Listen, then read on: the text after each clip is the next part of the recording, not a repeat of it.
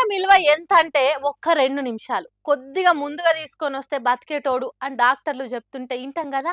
Hago అందుకే అంబులెన్సులు ఎక్కడ ఆగకుండా రువ్వడి గురుకుతాయి. రోడ్ల మీద బండ్లు కార్లు నడిపేటోళ్ళు కూడా ఓపికతోని వాటికి సైడ్ ఇస్తారు. అంబులెన్స్లు ఉన్నదే పోయే ప్రాణి ఆపి బతికిచ్చేతానికి. కానీ గీడ చూడండి సర్కార్ అంబులెన్స్లు ఎట్లా పని చేస్తున్నాయో.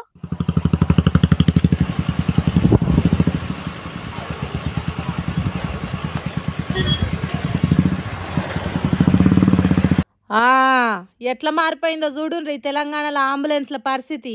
లోపట రోగి తండ్లాట కంటే వాళ్ళను మోసుకొని పోతున్న సర్కార్ అంబులెన్స్ పరిస్థితే విషమంగున్నది.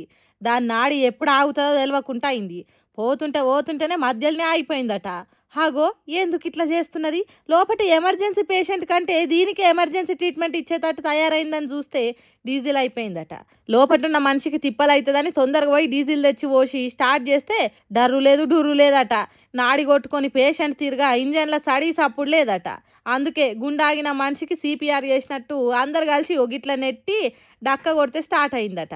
వనపర్తి జిల్లా మదనాపురం మండలం కొత్తపల్లి అనే ఊరి శివార్లో జరిగిందట ఈ అంబులెన్స్ ఎమర్జెన్సీ ట్రీట్మెంటు. ఎక్కడ ఆగకుండా రువ్వడితో పోయే అంబులెన్సే ఇట్లా సతాయిస్తే దాని పానమే బాగా లేకుంటే ఇక పేషెంట్ల పానం ఎట్లా కాపాడుతుంది?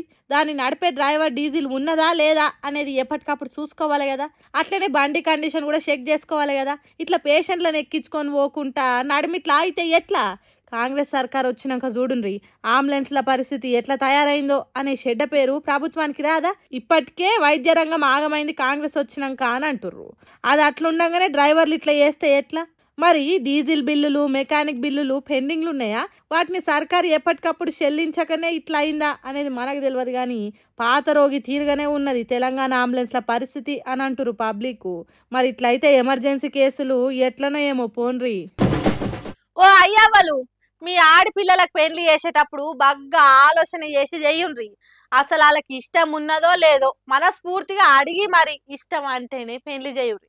మరీ ముఖ్యంగా వాళ్ళకేమన్నా ఈ లవ్వులు గివ్వులు ఉంటే వాళ్ళతోనే గట్టబెట్టుర్రి. కష్టమో నష్టమో బతుకుతారు. ఇష్టం లేకుండా చేస్తే మాత్రం అట్టిగా ఏం తెలియని అమాయక పెండ్లి కొడుకులు బలైపోతారు.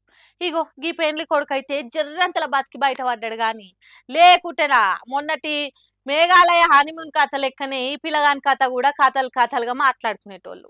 ఈ నడుమ అంటే అంటే మందిని చంపుడు కామన్ అయిపోయింది జనాలకు. అందులో కొత్త పెళ్లి పిల్లలకైతే అల్కగా అయిపోయింది. ఏమున్నా హనీమూన్ అని దొలకబోతురు, కుదిరితే తిండిలో ఏదోటి కలిపి ఆళ్ళే తినబెట్టి చంపుతురు, లేకుంటే మందితో చంపిపిస్తుర్రు. మొన్నటిదాకా దేశం అంతా హల్చలైంది కదా మేఘాలయ హనీమూన్ హత్య. ఇగో ఆమెను ఇన్స్పిరేషన్ తీసుకొనే కావచ్చు ఇంకో 2 పతివ్రతలు బయటికి వెళ్ళిండ్రు.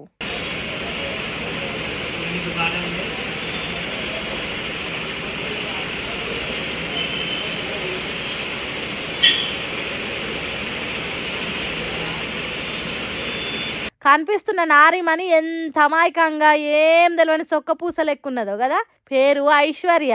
అట్లనే గదే ముఖాన్ని చూసి మోసపోయిందట పాపం పెళ్లి కొడుకు కూడా. మేడము 10వ క్లాస్ దాకానే చదివింది కానీ 10 మంది మొగోళ్ళతో మాట్లాడుతుందట. అట్లనే తిరుమల రావు అనే ఓ పెళ్ళైన బ్యాంక్ మేనేజర్తోని ఇంట్లో ఇల్లాలు వంటింట్లో ప్రియురాలనే సినిమా నడిపిందట. వీళ్ళిద్దరికి తిరుమల రావు వాళ్ళ ఇంటి ఆమె అడ్డం ఉన్నందుకు ముందు ఆమెను చంపినాక వీళ్ళు పారిపోయి లగ్గం ఆడదాం అనుకుర్రట. కానీ అంతల్మే ఐశ్వర్యకు తేజేశ్వర్ అనే టోన్తోని పెళ్ళయిందట. ఇప్పుడిగా పెద్ద అడ్డం వచ్చేసరికి పథకం బన్ని పాపం ఏం తెలియని తేజేశ్వర్ను చంపిరట. బయట దేశాలకు పారిపోతుంటే పోలీసులు దొరకబట్టి మైలపోలు తీస్తురట. ఈ కథ ఇట్లుండగానే ఇగో ఇది మరీ డేంజర్ అనే చెప్పాలి.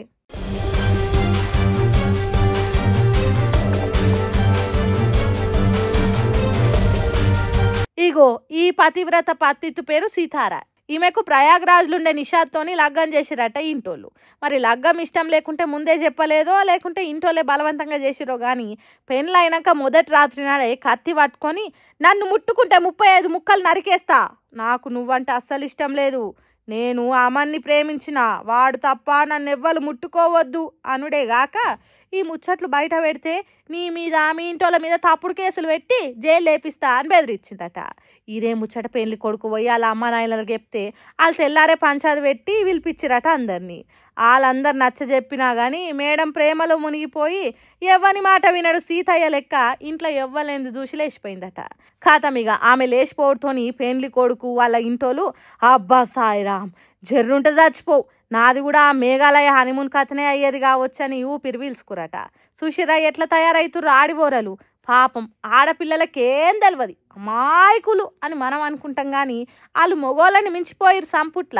అన్నిట్ల సమానత్వం కావాలన్నోళ్ళు ఈ సంపుట్ల మాత్రం ఓ స్టేజ్ ఎక్కువనే ఉన్నారుగా.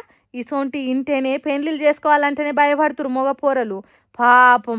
సరే కానీ ఓ అయ్యవ్వలు జర పెండ్లి వేసే ముంగట పిల్లకి ఇష్టం ఉన్నదా లేదా అనేది అడిగి చెయ్యుండ్రి అని మాట్లాడుకుంటారట పెద్ద మనుషులు నిత్య ఇసోంటి చూసినాక.